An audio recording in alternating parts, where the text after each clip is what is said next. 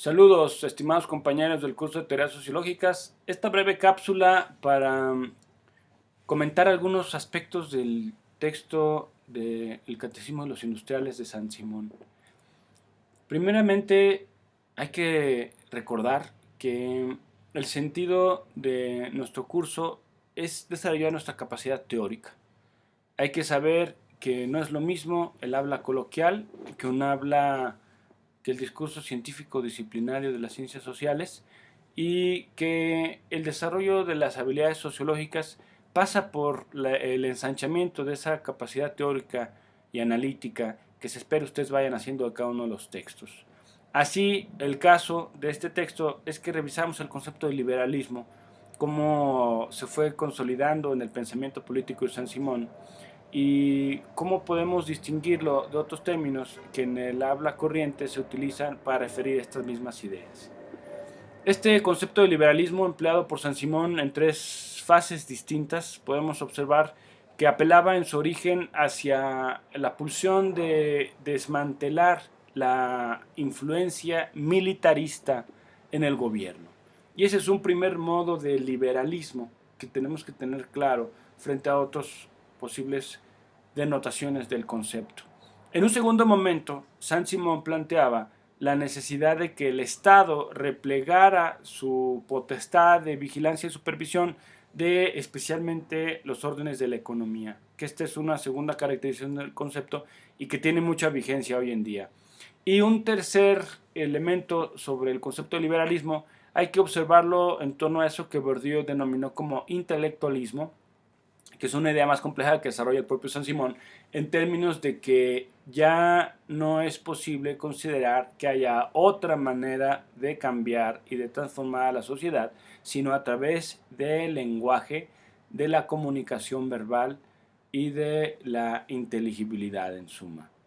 De manera que estos tres estadios y denotaciones del concepto de liberalismo pueden servirnos para contrastar con las ideas que hoy hay en el ambiente en torno a lo que se considera liberal. Mayormente a través de las teorías de la economía podemos ver que el liberalismo se asocia a este despejamiento de la influencia del Estado en los órdenes de la industria, que hoy son los órdenes de la economía. Y esta es una de las ideas muy importantes también ahí en el texto, porque está aún presente bajo el concepto de Estado-mercado, Estado contra mercado, como una de las temáticas más importantes de las ciencias sociales. ¿Hasta qué punto el Estado tiene que regular el mercado y hasta qué punto el mercado tiene que desvincularse de toda supervisión? Entonces vemos hoy en día que los problemas ecológicos son un fuerte espaldarazo hacia las visiones que postulan la necesidad de que un Estado regule las actividades económicas. No obstante, venimos de recientes años de una tradición intelectual que ha privilegiado la idea de desmantelar la injerencia del Estado en los órdenes sociales, especialmente en los órdenes de la economía. Aquí en México, por ejemplo, si pensamos en esa primera dimensión del aspecto del liberalismo, podemos darnos cuenta que apenas en el gobierno civil de Miguel Alemán se consolidó ese cambio de los regímenes militaristas en el gobierno, que apenas vamos teniendo una suerte de liberalismo en el primer sentido que lo concebía San Simón, y que en un segundo momento el liberalismo entendido como la desvinculación del Estado del mercado es un proceso que sigue en curso, y que en una tercera fase del liberalismo, como lo refiere Bourdieu como intelectualismo, es también un ideal que apenas se va consolidando. Entonces, cuando usamos el concepto de liberalismo, cuando lo leemos y cuando hacemos uso de él, en resumidas cuentas, hay que saber que tiene estas tres cargas semánticas. Y una vez teniendo claro eso, podemos nosotros comprender mejor qué se está queriendo decir cuando se emplea el término liberalismo. Hay que saber también delimitar el uso conceptual del habla coloquial, como lo dije, de un uso especializado disciplinario. De manera que, aunque en el habla coloquial se puedan entender muchas cosas como liberalismo, lo que tratamos acá es justamente de ver los orígenes de los conceptos para que cuando nosotros los empleemos no caigamos en las mismas trampas del habla coloquial. Así pues, es importante que se graben estos tres aspectos del liberalismo. Uno, como desvinculación de lo militar en el gobierno civil. Dos, como despejamiento de la influencia del Estado en los órdenes de la economía y como contemporáneamente se refiere en una discusión muy interesante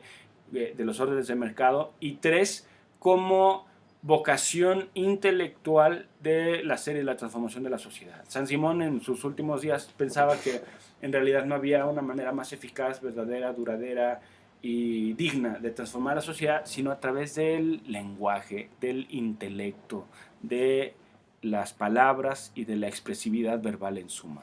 Esto se opone un poco a las teorías del conflicto y a las teorías revolucionarias que vienen a postular la necesidad de una acción colectiva, ya sea en algunos autores con más o menos grado de transgresión, pero que a final de cuentas contrasta un poco con esta última fase del liberalismo. No obstante, a Saint-Simon se le consideró un socialista, primeramente porque él era un conde, un aristócrata de la sociedad francesa, que renunció de alguna manera a sus privilegios de clase, adoptando un modo de vida bastante austero, y que orientó muchos de sus esfuerzos y sus recursos a investigar y a teorizar sobre estos ideales revolucionarios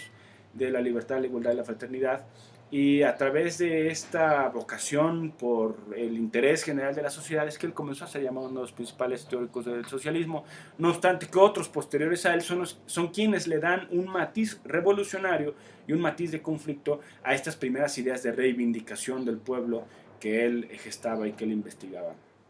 Otro dato biográfico importante de Claude Henry de Saint-Simon es que él trajo a trabajar consigo a Comte y a otros intelectuales de la época para conformar un equipo de investigación que se puede ubicar como uno de los primeros equipos de investigación sociológica y por lo cual él se considera también uno de los padres de la sociología junto con Augusto Comte.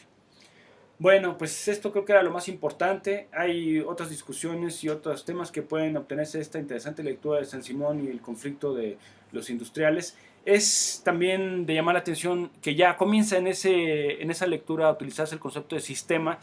no obstante que el concepto de sistema hoy en día en la sociología ya tiene otras connotaciones completamente distintas y más complejas, como lo vamos a ver al final de este curso en la teoría de Luhmann, y que pues en su origen fue también un medio de oposición conceptual al concepto de clases, que venía siendo una simplificación que resulta ser una simplificación frente a la carga de complejidad